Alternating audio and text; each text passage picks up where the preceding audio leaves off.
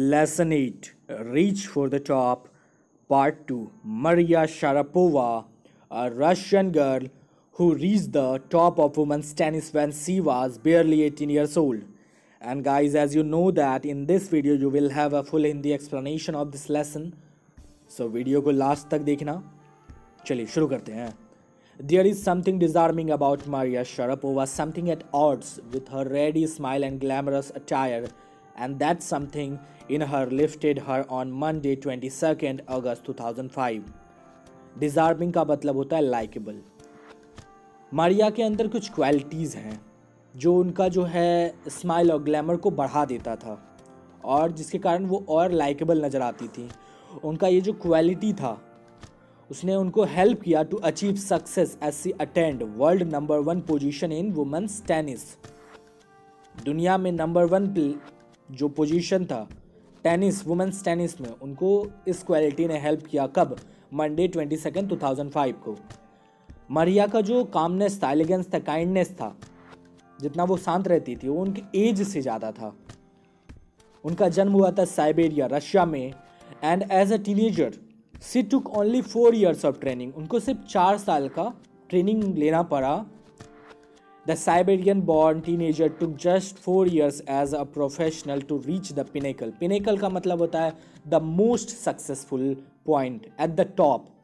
She took only 4 years of training to become the top seeded women tennis player. सिर्फ 4 साल उनको लगा. However, the rapid ascent in fiercely competitive world began 9 years before with a level of sacrifice few children would be prepared to endure. Rapid का मतलब fast, ascent मतलब growth and endure का मतलब होता है suffer patiently. क्यों suffer patiently? Right? The fast growth, उनके जो ज़िंदगी में जो उन्होंने fast अपनी करियर में जो growth पाया, जो उनके आया उनके लाइफ में growth, वो कब हो गया था शुरू? जब वो 9 साल की थी. तो उस टाइम में उन्होंने इतना बड़ा सेक्रीफाइस किया जो 9 साल के बच्चे कभी नहीं कर पाएंगे. वो अभी 10 साल की भी नहीं हुई थी और उन्हें कहाँ भेज दिया गया था? USA फ्लोरिडा में उनके फादर के साथ फॉर ट्रेनिंग इन टेनिस की ट्रेनिंग के लिए. और उस टाइम में वो बहुत दुखी थी, एक्सट्रीमली दुखी थी, क्योंकि उनको 2 साल जो था अपनी मॉम के, जो उनकी मदर येलिना थे, उनके बगैर ही बिताना पड़ा 2 साल. क्योंकि उनकी मॉम को फोर्सली रुकना पड़ा था क्योंकि उनका जो परमिशन था ट्रैवल टू वीज़ा जो होता है, वीज़ा का जो परमिशन था वो अप्रूव नहीं हुआ था. And at the tender as of 9, जब वो 9 साल की थी, उनको क्या पता लगा? The 9-year-old girl had already learned an important lesson in life, that tennis excellence would only come at a price. कि कुछ एक्सेलेंट, कुछ टॉप के लिए, कुछ ऐसा सक्सेस के लिए उनको सेक्रीफाइस करना पड़ेगा. I used to be lonely. Maria Sharapova recalls, I missed my mother terribly. My father was working as much as he could to keep my tennis training going, so he could not see me either. Because I was so young, I used to go to bed at 8 p.m. The other tennis people would come in at 11 p.m. and wake me up and order me to tidy up the room and clean it.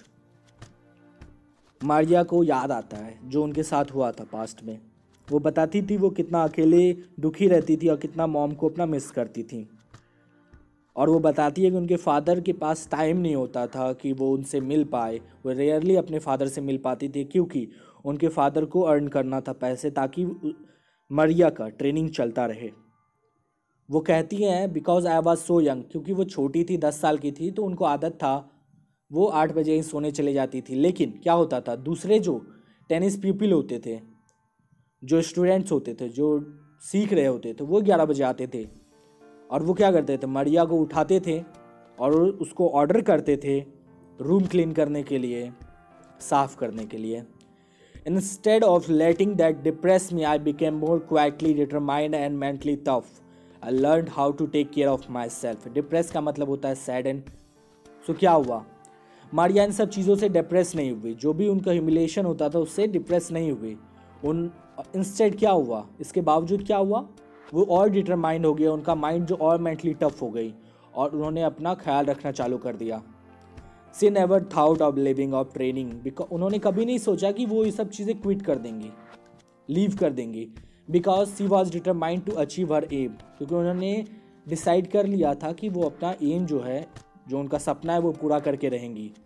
और वो कहती हैं जब कोई इंसान कहीं से एक ऐसी जगह से आता है जिसे कोई नहीं जानता, या एक इंसान जिसके पास कुछ नहीं होता है, तो उसकी भूख होती है, उसके अंदर भूख होती है किसी चीज़ को पाने की। और वो कहती हैं that I would have put up with much more humiliation and insults than that to steadfastly pursue my dream। वो कहती हैं कि pursue का मतलब फॉलो होता है, वो कहती हैं कि अगर इससे भी ज़्यादा मेरे साथ कोई इंसल्ट या ह्यूमिलेशन होता मैं उसे भी बर्दाश्त कर लेती अपने ड्रीम को अचीव करने के लिए। That toughness runs through Maria even today, और वो जो डिटर्मिनेशन था वो अभी भी मारिया के अंदर है।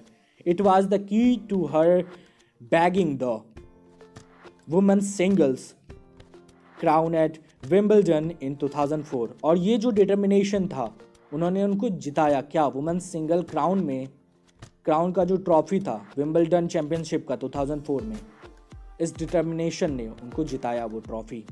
एंड इसके बाद क्या हुआ? To her meteoric rise to the world number 1 spot the following year. और मेट्रोइक का मतलब हुआ वेरी रैपिड, और जस्ट अगले साल वो दुनिया की वुमेन टेनिस के नंबर 1 प्लेयर थी। While her journey from the frozen plain of Siberia to the summit of women tennis has touched the heart of tennis fans, for the youngster herself there appears to be no room for sentiment. The straight looks and the answers she gives when asked about her ambition make it imply clear that she considers the sacrifices were worth it. Ambition मतलब सपना, employ मतलब प्लेंटिफुल। Tennis fan जो थे वो emotional feel करते थे जब मारिया की जर्नी के बारे में उन्हें पता लगा, किस तरह एक ठंडे जगह से, साइबेरिया से वो उठ के आई और कितना उन्होंने सक्सेस अचीव किया, और किस तरह Maria journey from the frozen region of Siberia but she is not moved by it. वो किस तरह एक ठंडे जगह से आई, किस तरह बेनाम जगह से आई, और इस सब चीज़ों ने उन्हें रुकने नहीं दिया। She gives straight answer when questioned about her aims which imply that she accept that the hurdle and challenges she faced were worth the result that she got.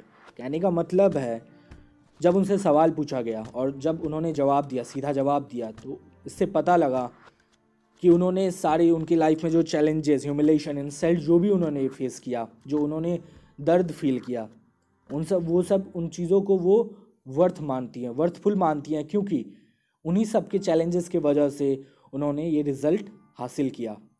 C adds that she is competitive and work hard as she has considered it to be part of her work. कहने का मतलब है, वो कहती हैं that I am very very competitive, I work hard at what I do. वो बहुत competitive हैं, वो किसी भी चीज़ में पीछे हटना नहीं चाहती हैं, वो हर चीज़ में वर्क हार्ड करती हैं, बहुत ज़्यादा मेहनत करती हैं, चाहे कुछ भी हो। और वो कहती हैं ये मेरा काम है, this is her Mantra for success. और वो बोलती हैं दिस, उनका जो सीक्रेट था सक्सेस का, बस यही था कि वो जो भी काम करती थी डिटरमाइन होकर करती थी, हार्ड वर्क के साथ करती थी। Though Maria Sharapova speaks with a pronounced American accent, she proudly parades her Russian nationality, clearing all doubts. She says, I'm Russian. It's true that the US is a big part of my life, but I have a Russian citizenship.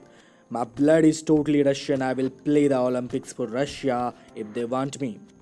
जब उन्होंने अपना speech दिया तो उन्होंने American accent के साथ बात किया। उन्होंने प्राउडली शो किया दैट वो जो है रशियन है। उन्होंने सबका जो डाउट था वो क्लियर किया और उन्होंने कहा मैं रशियन हूँ, और यूएसए ने एक मेरी लाइफ में बहुत बड़ा पार्ट निभाया है, बट मेरे पास रशियन सिटीजनशिप है, मैं एक रशिया की नागरिक हूँ, और मेरा ब्लड जो है वो भी रशियन है, मेरे एंसेस्टर वो भी रशिया से थे। और अगर कभी मुझे ओलंपिक खेलने का मौका मिला तो मैं सिर्फ रशिया के लिए खेलूँगी अगर वो चाहेंगे। Like any number of teenage sensation, Maria Sharapova lists fashion singing and dancing as her hobbies. जैसे कि और भी टीनेज लोग लड़कियां होती हैं, वो गर्ल्स होती हैं, मारिया का भी क्या था, उनका हॉबीज़ में फैशन था, सिंगिंग था, डांसिंग था। और उनको नोवेल जो कि आर्थर कॉनन डॉयल का लिखा हुआ था वो सब पसंद था। और आर्थर जो थे वो शर्लॉक होम्स के राइटर हैं। और उनका जो सोफिस्टिकेटेड इवनिंग गाउन जो था वो भी बहुत ज़्यादा था। सोफिस्टिकेटेड का मतलब है फैशनेबल। और एक बात अजीब सी थी, at odd with word of expression in disagreement with, एक बात थोड़ी सी अजीब सी थी, that with her love of pancake with chocolate spread and fizzy orange drink. उनका जो लगाव था एथलीट होने के बावजूद किन सब चीज़ों से, पैनकेक जिस पे चॉकलेट स्प्रेड होता था, चॉकलेट से भरा हुआ पैनकेक, और फिजी ऑरेंज ड्रिंक जो होता था कोल्ड ड्रिंक, उन सब चीज़ों से जो लगाव था वो थोड़ा अलग नज़र आता था। Maria Sharapova cannot be pigeonholed or categorized. Her talent, unwavering desire to succeed, and readiness to sacrifice have lifted her to the top of the world. Maria को किसी भी पार्टिकुलर कैटेगरी में रखना पॉसिबल नहीं है। उनका जो टैलेंट था, उनका जो अर्ज था सक्सेस पाने के लिए, और उन्होंने जो भी सेक्रीफाइस किए हैं टॉप पहुंचने के लिए, उन सब चीज़ों को कोई झुठला नहीं सकता है। और उन सब चीज़ों ने उनकी मदद की उस पोजीशन को पाने के लिए, और कोई भी उनका अपोज नहीं कर सकता है that she whatever benefit she is getting right now, because she made many sacrifices to get them. उन्होंने बहुत सारे सेक्रीफाइस किए, दैट्स वाई उनको अभी जितने भी बेनिफिट मिल रहे हैं उसके बाद मिल रहे हैं। वो कहती हैं, of course money is a motivation. Money जो है, पैसे जो हैं मोटिवेट करते हैं, क्योंकि everyone needs money. But वो कहती हैं tennis is a business and a sport. Tennis क्या है, बिजनेस भी है, स्पोर्ट भी है। और but the most important thing is to become number 1 in the world, that's the dream that kept me going. कहने का मतलब है, वो कहती है मनी जो है मोटिवेट करता है उनको हार्ड वर्क करने के लिए। और टेनिस जो है एक स्पोर्ट भी है, बिजनेस भी है। बट जो इम्पोर्टेंट चीज़ था, इम्पोर्टेंट बात थी, वो ये था कि उनको टॉप स्पॉट लेना था, नंबर 1 जगह लेना था। कहाँ, किस में, वुमेंस टेनिस में। और यही एक सपना था जिसने उन्हें to keep her working further, उनको आगे बढ़ने में मदद किया, आगे काम करने में मदद किया। सो गाइज, ये था आपका reach for the top part 2 story of Maria Sharapova. I hope आपको समझ में आ गया होगा। And if you have any kind of problem, you can ask me by commenting. So मिलते हैं अगले वीडियो में, तब तक के लिए ख्याल रखें, टेक केयर।